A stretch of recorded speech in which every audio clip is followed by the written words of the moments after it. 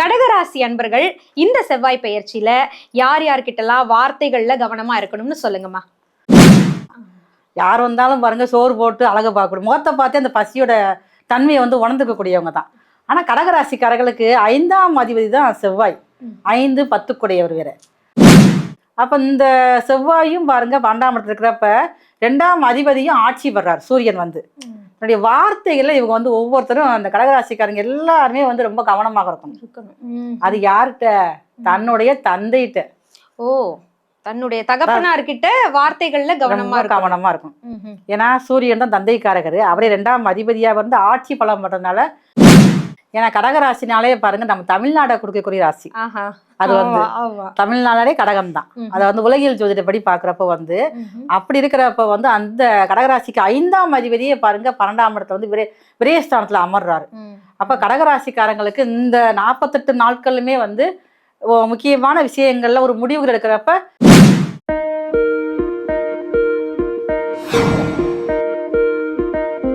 இந்த பதிவை பார்த்துட்டு மறக்காம லைக் அண்ட் ஷேர் பண்ணி சப்ஸ்கிரைப் பண்ணுங்க. ஆர்த்தி விலாக் நேயர்கள் அனைவருக்கும் அன்பார்ந்த வணக்கம். இன்றைக்கு இந்த பதிவு உங்க கண்ணில் படுது அப்படின்னா நிச்சயமா இந்த ஆகஸ்ட் மாதத்திற்கான வெற்றி வாய்ப்பு உங்களை தேடி வந்திருக்கு, உங்க வாசலை வந்து தட்டி இருக்கு அப்படின்னு தான் நான் சொல்ல முடியும். ஏன்னா இன்றைக்கு நம்ம சந்திக்க இருக்கக்கூடிய நபர் நமக்கான இந்த செவ்வாய் பெயர்ச்சி ஆகஸ்ட் மாதத்துல எப்படி அமைய போகுது அப்படின்றத தெளிவா சொல்ல இருக்காங்க.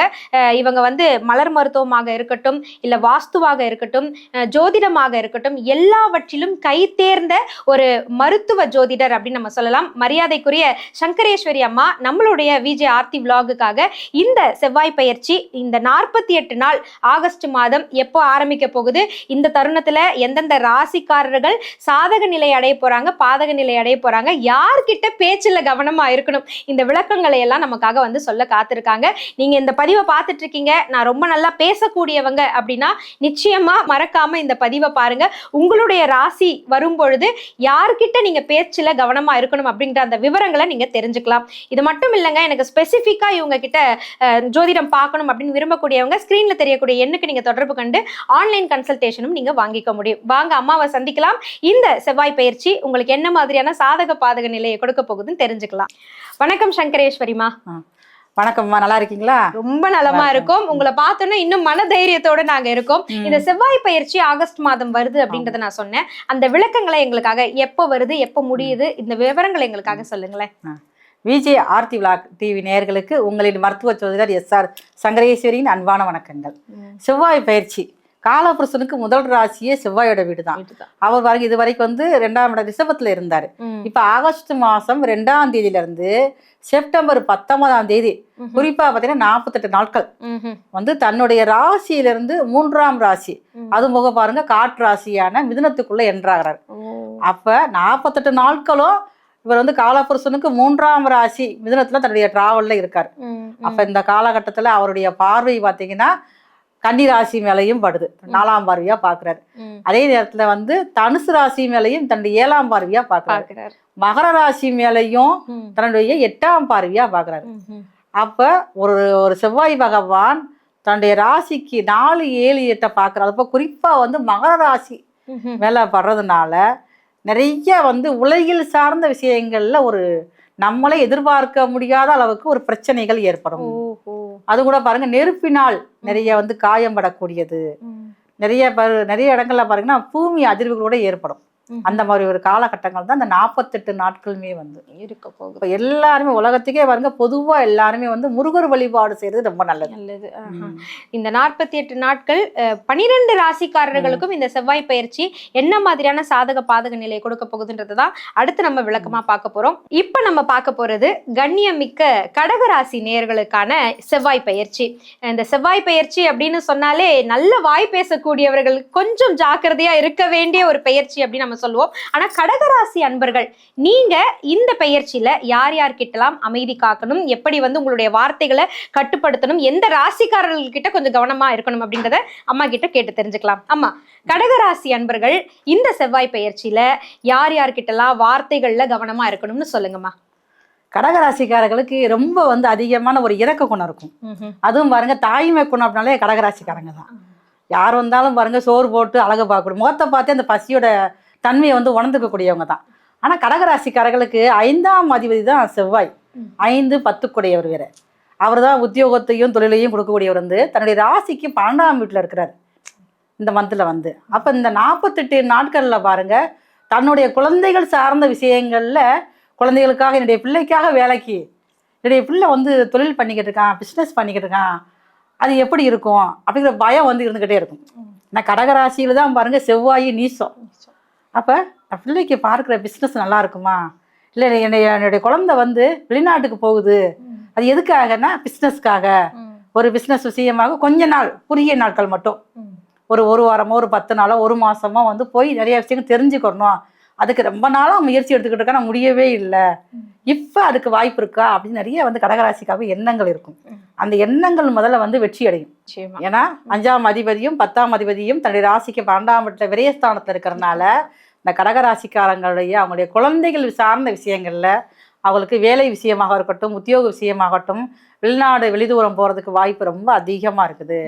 அதே நேரங்களில் கடகராசிலேயே பாருங்க 12ஆம் அதிபதியான புதன் வந்து உட்கார்றாரு. அப்போ புதன் வந்து இவ்வளவு நாளும் பாருங்க செவ்வாயோட டிராவலில் இருந்தார். அப்போ செவ்வாய் அங்கே வந்து மிதனத்தில் உட்காந்தனே பாருங்க அந்த அதிபதி வந்து கடகத்திலேயே அமர்ந்துடுறாரு. 2ஆம் இடத்துல வர கேது. அப்போ இவங்க வந்து தன்னுடைய உணவுகளில் சாப்பிட்றப்ப ரொம்ப கவனமாக இருக்கணும். அது ஏதோ ஒரு விஷயம் நேரம் கழிச்சு சாப்பிட்றது, இல்லைன்னா ஏதாவது ஒரு தேவையில்லாத ஒரு ஃபுட் பாய்சன் இந்த மாதிரி தேவை சாப்பிட்டு ஃபுட் பாய்சன் ஆகக்கூடிய வாய்ப்பு வந்து இந்த நேரங்களில் கொஞ்சம் அதிகமாக இருக்கு. அதில் ரொம்ப வந்து இவங்க வந்து கவனமாக எடுத்துக்கணும். அது சிம்ம ராசிலேயே கேது இருக்காரு. அப்போ இந்த செவ்வாயும் பாருங்க 12ஆம் இடத்துல இருக்கிறப்ப 2ஆம் அதிபதியும் ஆட்சி பெறார் சூரியன் வந்து. தன்னுடைய வார்த்தைகள்ல இவங்க வந்து ஒவ்வொருத்தரும் அந்த கடகராசிக்காரங்க எல்லாருமே வந்து ரொம்ப கவனமாக இருக்கணும். அது யார்கிட்ட? தன்னுடைய தந்தைகிட்ட. ஓ, தன்னுடைய தகப்பனார்கிட்ட வார்த்தைகள்ல கவனமா இருக்கும். ஏன்னா சூரியன் தான் தந்தைக்காரகர். அவரே 2ஆம் அதிபதியா வந்து ஆட்சி பலம் பண்றதுனால தந்தை சில விஷயங்கள் சொன்னாங்க அப்படின்னா சரின்னு சொல்லி கேட்டுக்கணும். இல்லை ஏதாவது வாக்குவாதம் பண்ணி அவங்களுடைய விருப்பத்துக்கு மாறாக ஏதாவது ஒரு முயற்சி எடுத்தாங்கன்னா அந்த முயற்சியிலையும் பாருங்க நிறைய விஷயங்கள்ல வந்து கொஞ்சம் தோல்விதான் அடையும். ஏன்னா அவருடைய 2ஆம் அதிபதி வாக்குஸ்தானபதி ரொம்ப வந்து ஸ்ட்ராங்கா இருக்காரு. அப்ப ஏதோ ஒரு விஷயம் அவங்க சொல்லக்கூடிய விஷயங்கள் வந்து ரொம்ப ஒரு இதா இருக்கு, ஏதோ உண்மையா இருக்குது, அதை மீறி சில விஷயங்கள் பண்ணாம இருந்தாங்கன்னா இந்த கடகராசிக்காரருக்கு நிறைய ஒரு நல்ல விஷயங்கள் நடக்கிறதா தான் செவ்வாய் மிதுனத்தில் இருக்கக்கூடிய காலகட்டங்கள் தான் நடக்கும். இப்போ செவ்வாய் பயிற்சி பற்றி தான் நம்ம பேசிட்டு இருக்கோம். தலைமை பண்புல இருக்கக்கூடிய ஒருவரே கடகராசியில தான் இருக்காரு. அதனாலதான் அவர் பேசுறது கூட ரொம்ப அளந்து சரியா பேச வேண்டிய நேரத்துல பேசிட்டு மற்ற நேரத்துல மௌனம் காட்கிறார். இப்போ இந்த 48 நாட்கள் அப்படின்றது அவங்க இன்னும் எப்படி கவனமாக இருக்கணும்? ஏன்னா உலகத்திற்கே நம்ம குறிப்பா நம்மளுடைய இந்திய நாட்டிற்கே வந்து அவருடைய வார்த்தைகள் ஒரு ஆணை மாதிரி மாறுது இல்லைங்களா? அதை பற்றி சொல்லுங்களேன். ஏன்னா கடகராசினாலே பாருங்க நம்ம தமிழ்நாடை கொடுக்கக்கூடிய ராசி. அது வந்து தமிழ்நாடே கடகம் தான். அதை வந்து உலகியல் ஜோதிடப்படி பாக்குறப்ப வந்து அப்படி இருக்கிறப்ப வந்து அந்த கடகராசிக்கு 5ஆம் அதிபதியே பாருங்க 12ஆம் இடத்துல வந்து விரயஸ்தானத்துல அமர்றாரு. அப்ப கடகராசிக்காரங்களுக்கு இந்த 48 நாட்களுமே வந்து முக்கியமான விஷயங்கள்ல ஒரு முடிவுகள் எடுக்கிறப்ப தள்ளி போடுறது நல்லது. என்னுடைய வார்த்தைகளை வந்து வெளியே விடாம இருக்கணும். அது வீடாக இருந்தாலும் அப்படித்தான், இல்ல ஊர் அளவுல இருந்தாலும் அப்படித்தான், இல்ல நாட்டாம பண்ணக்கூடிய அமைப்புல இருந்தாலும் அப்படித்தான். பஞ்சாயத்து பண்றதுக்கான சில பேர் கடகராசிக்காரங்க போவாங்க. மற்றவங்க பிரச்சனைக்கு இவங்க தான் பொங்கிக்கிட்டு போகக்கூடியவங்க. ஃப்ரெண்டுக்கு எதனாலும் ஒன்னாலும் அவங்க எல்லாருமே வந்து 48 நாட்கள் ரொம்ப வந்து கவனமா இருந்தா தான் அவங்க வாக்கால் வரக்கூடிய பிரச்சனைகள் முதல்ல வந்து குறைய ஆரம்பிக்கும்.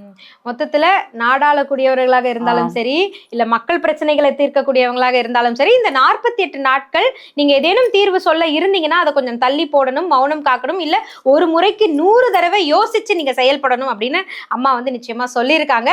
சோ இந்த கடகராசி அன்பர்களுக்கு என்ன பரிகாரம் சொல்லலாம் இந்த செவ்வாய் பயிற்சியில? கடகராசிக்காரர்கள் 2ஆம் அதிபதியே பாருங்க சூரியன் தான். ஆனா சூரியன் பாருங்க நல்லா ஆட்சியாத்தான் தன் வீட்டுல சொந்த வீட்டுல தான் உட்காந்துருக்காரு. ஆனா கூட யார் இருக்கா? கேதுவோட போய் லாக் ஆயிட்டாரு.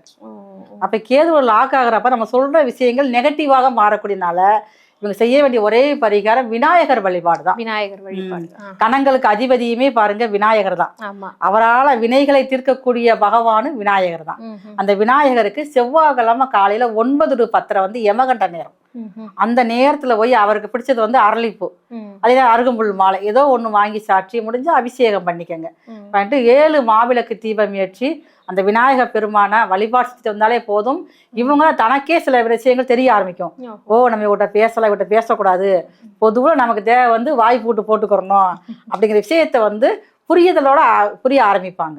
சரி, விக்னங்களை தீர்க்கக்கூடிய விநாயகரின் வழிபாடு நிச்சயமாக உங்களுக்கு இந்த செவ்வாய் பயிற்சியில நல்லது ஒரு பலனை கொடுக்கும் அப்படின்னு சொல்லியிருக்காங்க. குறிப்பா தகப்பனார்கிட்டயோ தகப்பனார் ஸ்தானத்துல இருக்கிறவங்க கிட்டயோ வார்த்தைகள்லயும் பேச்சிலையும் கொஞ்சம் கவனம் தேவை. அவங்க என்ன சொன்னாலுமே சரிங்க அப்படின்னு சொல்லி எடுத்துக்கொள்வது அப்படின்றது கடகராசி அன்பர்களுக்கு ரொம்பவும் பலன் தரக்கூடிய ஒரு விஷயமா இருக்கு. மொத்தத்துல இந்த 48 நாட்கள் நிச்சயமா நீங்க எடுக்க வேண்டிய முக்கிய முடிவுகளை தள்ளி போடுங்க, இல்லைன்னா பல முறை யோசித்து சரியான ஒரு முடிவு எடுப்பதற்கான வாய்ப்புகளை எண்ணி பாருங்க அப்படின்னு அம்மா எடுத்து சொல்லியிருக்காங்க. கடகராசி அன்பர்களுக்கு எங்களுடைய மனமார்ந்த வாழ்த்துக்கள்.